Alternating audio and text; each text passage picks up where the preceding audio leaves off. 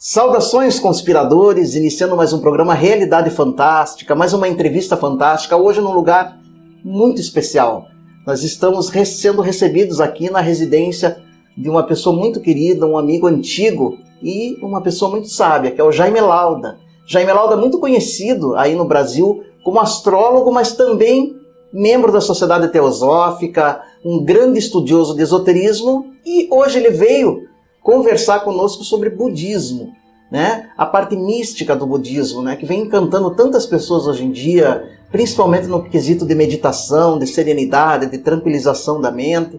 E ele concordou em nos dar uma entrevista aí, esclarecendo mais sobre todos esses aspectos tão essenciais. Tudo bem com você, Jaime? Bem, Jaime, um prazer imenso estar aqui no Realidade Fantástica. O prazer é nosso. Obrigado por nos receber na tua casa, que é lindíssima. Um ambiente, uma vibração maravilhosa. Obrigado. Jaime, quando se fala de budismo, hoje parece que caiu nas graças das pessoas, né? O budismo está aí mundializado, principalmente no Ocidente, cada vez mais pessoas aderindo ao budismo, mas pouco se sabe, né? Poucas pessoas sabem verdadeiramente a história, né, do budismo, do Buda. Esses são os ensinamentos principais. Vamos começar falando do Buda. Quem foi Buda? Buda foi, diríamos assim, um grande ser, né? Iluminado na própria concepção, que há 2.600 anos na Índia, desde o nascimento do budismo, o príncipe Siddhartha Gautama, que era filho de uma família da tribo dos Sáquias, e que por essas questões de desenvolvimento da humanidade, da transcendência da humanidade, fez com que nascesse naquele momento um ser humano especial, filho de uma família abastada. O Siddhartha Gautama, ele foi um menino privilegiado, com todas as mordomias, todas as benesses que uma família de muito dinheiro poderia oferecer. Só que ele tinha, já desde criança, aquele viés, né, aquela percepção sutil que os seres humanos já têm quando reencarnam nesse planeta, e destinado a um grande fim, a um grande objetivo, que seria, segundo a concepção que nós entendemos do budismo hoje, de levar o ser humano a uma compreensão mais elevada do universo, das leis divinas, né? Existe uma história que fala que o pai dele tentou por um período proteger ele das tristezas do mundo, quer dizer, não deixava ele sair do palácio real e contemplar a tristeza do mundo, a velhice, a morte, a doença. Verdade. Alguma coisa inquietava aquela mente, né? Ele sabia que tinha dentro de si uma concepção de uma vida mais elevada. E mesmo aquela abastança, né, Jamil, aquela vida mundana que ele levava em perfeita felicidade terrena, não era suficiente para conter o seu coração inquieto. E se conta na tradição, não se sabe até que ponto isso é uma simbologia ou não, que ele saiu do palácio, uma vez escondido do pai, e foi visitar as periferias da cidade, e teve 3 visões importantes, né? Primeiro, de um doente, uma pessoa doente. Ele perguntou ao cocheiro: mas por que as pessoas ficam doentes, né? Por que as pessoas adoecem? Já que eu nasci na abastança, nasci no meio de todas as condições mais favoráveis, né?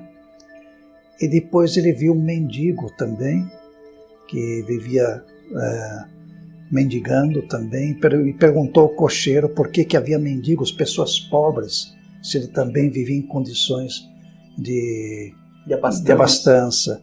E pela terceira experiência ele viu um cadáver, né, sendo cremado. Por que as pessoas morrem, né? Porque a vida é finita, é transitória, é impermanente. Aquilo causou uma profunda perturbação a uma mente de escola, como era de Siddhartha, não era um ser humano realmente voltado para essa concepção mais elevada da vida, e causou uma profunda inquietação a ele. A partir daquele momento, a vida dele não foi mais a mesma. Uma profunda inquietude o coração dele passou a não sossegar, e se conta que, com a idade de 29 anos, ele já tinha um filho pequeno chamado Raula, e a sua esposa Yasodhara. Ele abandonou o palácio na busca de uma resposta para essas questões prementes da existência. Por que havia o sofrimento, né?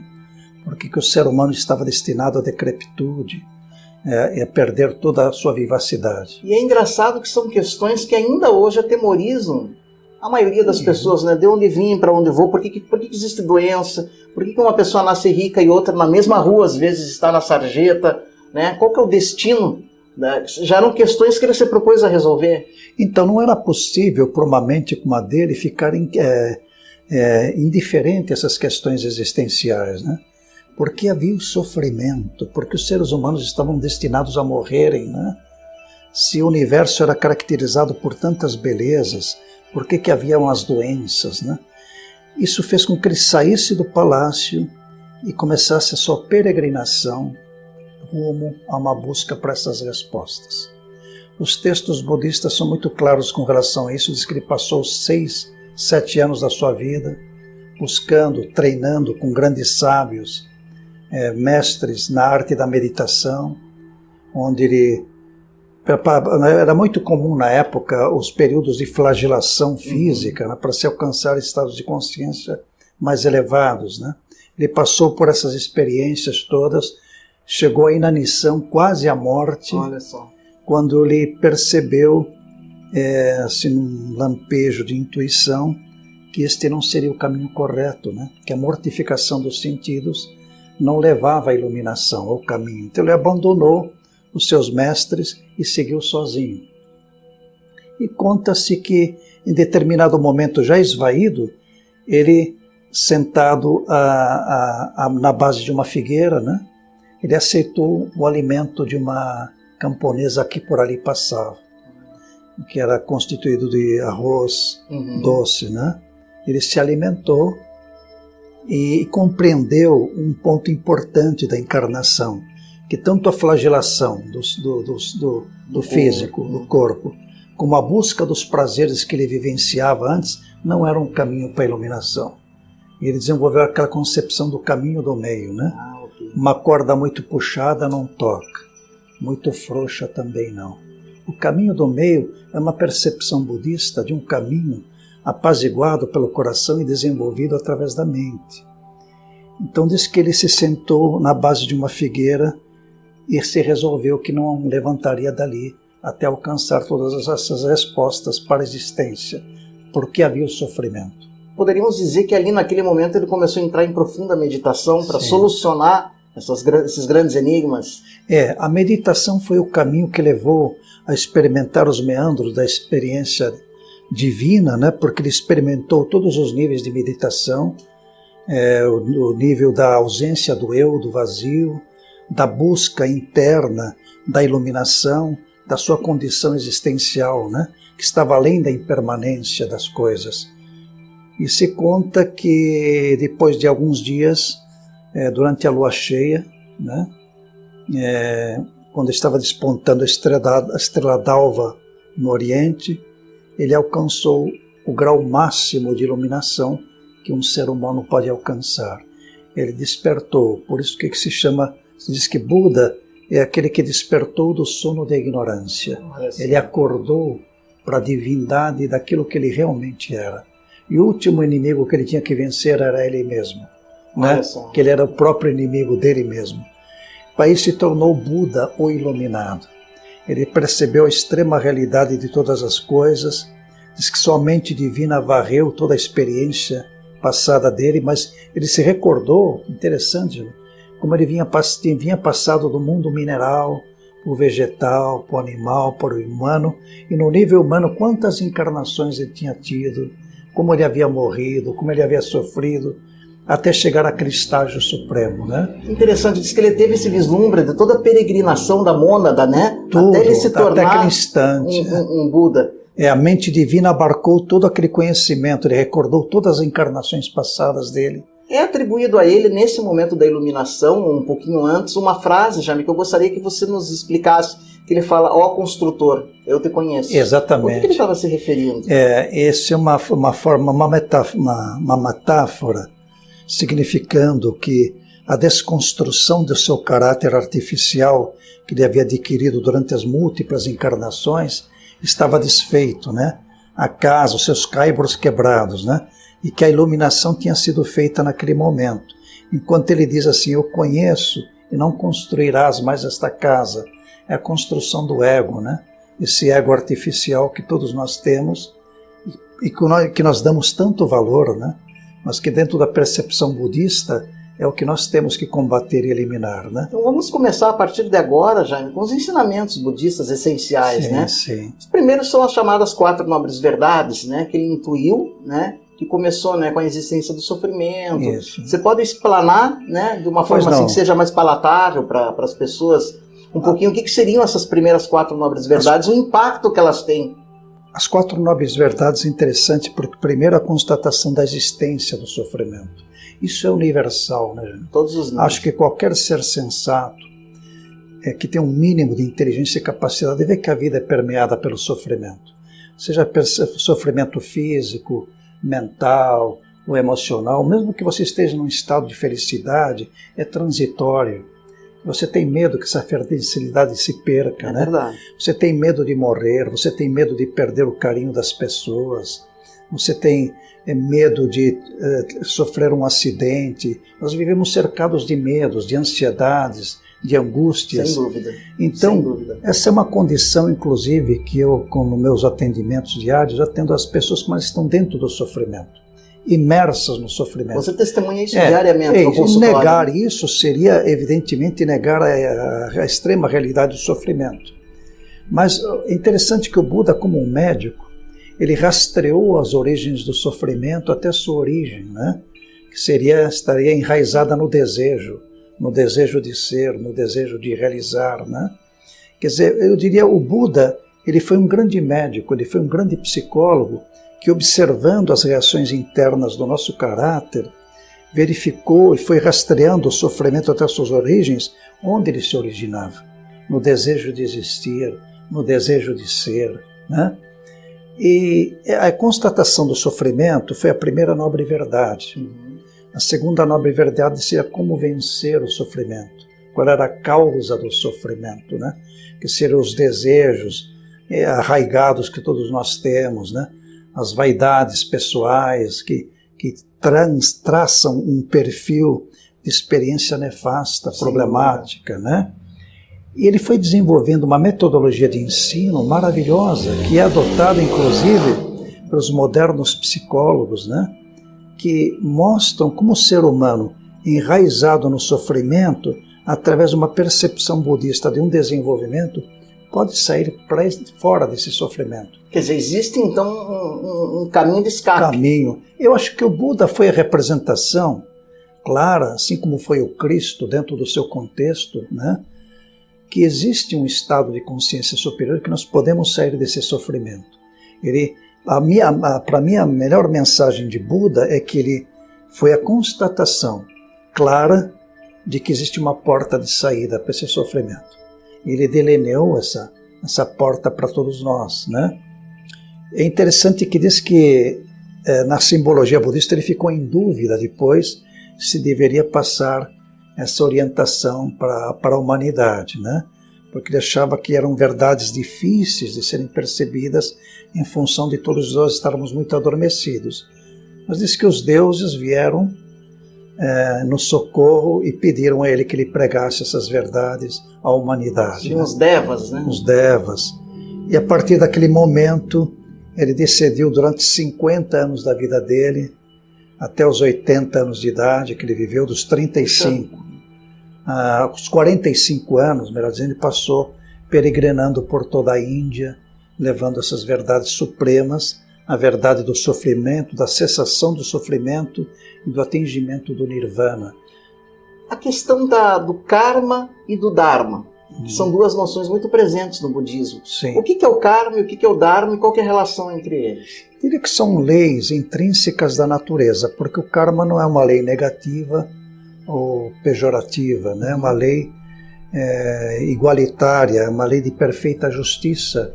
E a ciência chama isso de lei de causa e efeito, né? Sim.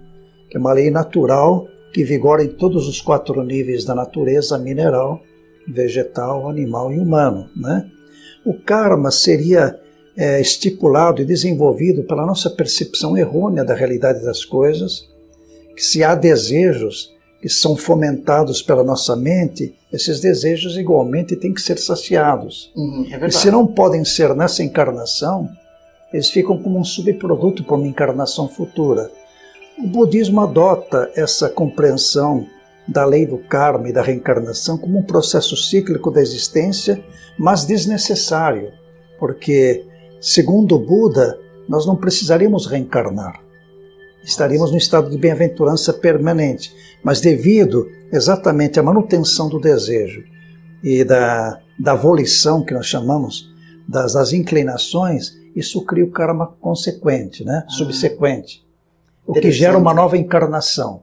Então é isso que dá origem à necessidade de estar voltando. Essa é a roda do samsara, seria? Que é o mundo fenomenológico onde os fatos se encadeiam, ou seja, a sede de viver, o desejo de viver, o karma com suas múltiplas influências, né? Que é a raiva, o ódio, o ressentimento, os desejos não satisfeitos, né? Isso, obviamente, gera um subproduto que numa próxima encarnação tem que encontrar satisfação, né? Porque é uma lei divina da existência. Embora a embalagem seja diferente, o produto é o mesmo, a consciência é a mesma. Segundo a visão budista, o karma é uma lei que se manifesta dentro de um certo controle, de uma certa possibilidade de gerenciamento. Por isso que existe o budismo, de como nós podemos trabalhar a concepção de karma dentro de contextos mais sábios e desenvolver o Dharma, que é a nossa missão de vida, que é a busca da iluminação. Né? Então o Dharma seria a missão de cada um? Cada um de nós rumo à iluminação, né? Então por isso que se diz que ele quebrou a roda do karma e substituiu pela roda do Dharma. Quando o Buda se iluminou, se fala que ele girou a roda do Dharma, né? Ou seja, ele expressou as leis divinas totalitariamente, ele foi incorporação mais cabal, mais profunda das leis divinas. Não poderia haver um ser humano tão perfeito, porque ele era fisicamente a representação das leis divinas. Ele incorporou isso em si. Ele foi uma manifestação física das leis universais mais divinas possíveis, né? Um exemplo do que todos nós podemos vir a ser. Exatamente. Segundo a visão budista, todos nós somos Buda. E a primeira coisa que o Buda percebeu quando se iluminou exatamente é que todos nós temos a semente búdica dentro de nós. Apenas estamos adormecidos. Foi isso que o estimulou a fazer a sua pregação, né? Que alguns têm um pouquinho de poeira nos olhos, outros têm um pouquinho a mais, né? E assim vai se retirando. O budismo é maravilhoso, porque ele tem um sentido ético maravilhoso de respeitar as leis naturais, não agredir a natureza, ter uma profunda reverência pelos animais, né? É isso que eu ia te perguntar, né? Porque não é em toda religião que a gente vê essa preocupação em estender o amor e a compaixão aos reinos ditos inferiores, como animal, vegetal, mineral, né? E no budismo há esse cuidado. No budismo se leva em consideração um profundo respeito pelos animais, uma profunda reverência por eles, né?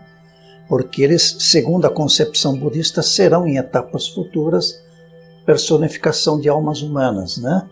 Então, na visão budista, se trata a natureza com profunda reverência e amor, né? Com certeza. E não existe uma religião, pode se chamar de religião, porque é interessante que o Buda, quando alcançou a iluminação, ele não abdicou para si alguma origem divina, né? Ele não se disse que era enviado divino, ele disse que era um ser humano comum, que através de esforços pessoais, de inumeráveis encarnações, tinha alcançado o máximo de conhecimento. Por isso que costumeiramente, erroneamente, costuma-se dizer assim, o budismo, a religião sem Deus. Mas é que a concepção de Deus no budismo, ela é diferente. Quer falar um pouquinho disso? O que seria Deus para o budismo? No budismo, há um Deus ou... Não existe uma personificação de um ente divino no budismo. E nem é necessário, né, rezar. Para o budismo, para a visão budista, é inútil rezar para os santos, pedir benesses, porque mesmo se existisse um Deus, está dentro da lei da transitoriedade, da impermanência também. Então a concepção de Deus na visão budista é o abstrato, é o vazio, é a consciência divina de iluminação. Perfeito. Né? seria, a pessoa já tem, como você falou, a natureza búdica em si, e é uma questão dela se conscientizar disso. Ser despertada.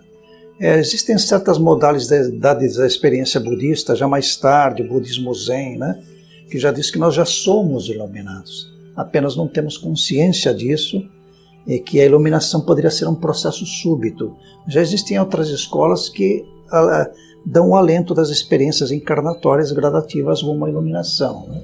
Jaime, me parece que a meditação é uma pedra angular do budismo, né? Independente da escola de budismo, né? A gente vê no Zen budismo, budismo japonês, budismo chinês, budismo tibetano, budismo coreano, se elas têm um ponto Vazamento. em comum, é a meditação. Né? Por que a importância para o budismo da meditação? Porque o que acontece, o que é a mente para o budismo e como é que se pode transcender essa mente torturada nossa do dia a dia por meio da meditação? A meditação é essencial. Todas as práticas do yoga também levam isso em consideração. A meditação é o caminho mais rápido, mais eficaz para uma mente esclarecida. A meditação é fundamental, não somente para as questões morais, emocionais que nós vivemos, mas para o desenvolvimento de uma saúde melhor, de uma compreensão melhor dos nossos fatores orgânicos, para o domínio das nossas sensações internas, para o equilíbrio dos nossos fatores emocionais e para o desenvolvimento de um caráter ético fundamentado na ética. E não há meios de você chegar a isso a não ser através da meditação, ou das práticas do yoga, né, que também são importantes, que levam em consideração a meditação como um fator fundamental. Para a meditação é possível, então, parar esse tormento mental que não nos deixa nem de dia, nem de noite? É interessante que nós não paramos de pensar. Nossa mente contínua que nos escraviza, né? Existe um pensamento teosófico que diz que a mente é assassina do real, né? Que a Helena Blavatsky falava. E realmente a nossa mente é o nosso setor escravizante. Se é aquilo que nós podemos chamar de simbolicamente do diabo, né? Na visão cristã, é a nossa mente no budismo. A falta de controle, a falta de orientação da mente, que só através da meditação se pode chegar a esse aprumo, a essa compreensão, esse entendimento de aquietação das ondas, né, cerebrais e o acalmar interno e essa visão clara da realidade daquilo que nós somos internamente. Que está além da mente. Isso, além da mente. Infere-se aí que não necessariamente uma pessoa erudita, uma pessoa escolástica, uma pessoa muito inteligente, seja necessariamente um sábio. Não Inteligência e sabedoria são coisas diferentes. Nós temos que distinguir entre conhecimento, erudição, né? Conhecimento livresco e sabedoria. Há pessoas que têm muito conhecimento livresco, muita sabedoria, nós aprendemos muito com eles também, dentro desse conhecimento, mas não detêm a sabedoria, né? E às vezes podemos encontrar pessoas que são pouco cultas, em termos de erudição livresca, que são sábios. Sem dúvida nenhuma. Então eu creio... Que nos dão grandes lições. Eu acredito que o homem mais assim aperfeiçoado dentro desse contexto seria os dois contextos, que a erudição pode levar a um nível de sabedoria, sem dúvida, mas também ela não é essencial para te conduzir à sabedoria, só o conhecimento livresco. Jaime, a gente está se aproximando do final do programa e se você fosse sintetizar para as pessoas que estão ali sem o véu da doutrinação, sem o véu do dogma, e o budismo é uma das filosofias, vamos chamar assim, que menos tem ou talvez não tenha dogmas, mas se você pudesse sintetizar o budismo para as pessoas que estão ali, através de uma mensagem final, o que você diria? Eu diria a todos que estudassem o budismo, todos aqueles que são seres humanos que buscam uma ética, uma vida melhor, mais consciente e responsável, e que o budismo nos traz um sentido de ética, de amor pela vida, não só pela natureza, pelos animais, profundo, ético, valoroso, é um caminho maravilhoso para todos os seres humanos que buscam uma evolução espiritual, né? E citaria para encerrar as próprias palavras do Senhor Buda, que disse que enquanto houver um único miserável sofrendo pela face da terra, o meu espírito pairará sobre ele. Que bonito isso, Jaime. Obrigado, olha, gratidão, Jaime, por ter nos recebido na sua casa, né? Obrigado. Por essa lição de sabedoria. Obrigado. Né? E seus dados estão aparecendo para quem quiser te contactar, é possível, né? Lembrando que o Jaime, além de budista, de teosofista, é também um celebrado astrólogo aqui curitibano, né? Você trabalha com astrologia há bastante tempo, né? Já me atendendo pessoas e podendo orientar para muito. Muito obrigado. Obrigado pela oportunidade de participar de um programa tão lindo como o de vocês. Gratidão, Jaime. Obrigado. E a todos vocês que nos acompanham, não se esqueçam de se inscrever, de assinar o nosso canal, é rápido, fácil e gratuito. Ativa o sininho de notificação, visita o nosso site, o realidadefantastica.com.br, lembrando sempre que o mistério está entre nós. Até o nosso próximo encontro.